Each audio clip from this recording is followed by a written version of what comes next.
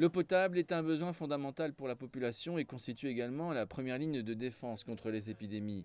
Selon les données de l'UNICEF, en 2025, 64 000 personnes ont contracté le choléra en RDC et 1888 personnes en sont décédées.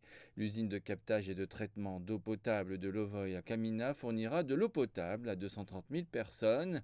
Les nombreuses usines de traitement d'eau potable que la partie chinoise vient de construire en RDC permettront de réduire considérablement l'incidence des maladies infectieuses telles que le choléra et la fièvre typhoïde.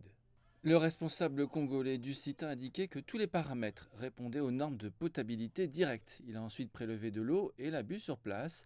En apprenant qu'il disposerait désormais d'eau potable, les habitants ont célébré l'événement en chantant et en dansant. Auparavant, nous n'avions pas accès à de l'eau potable propre et de nombreuses personnes tombaient malades de la typhoïde et du choléra. Dieu merci, nous pouvons enfin commencer à vivre une vie normale. Depuis des années, nous avions le rêve de pouvoir boire de l'eau propre.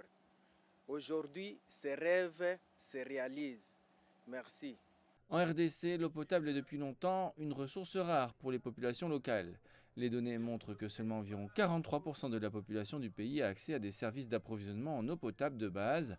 L'usine de captage et de traitement d'eau potable de Lovoy à Kamina est conçue pour fournir plus de 7000 m3 d'eau par jour.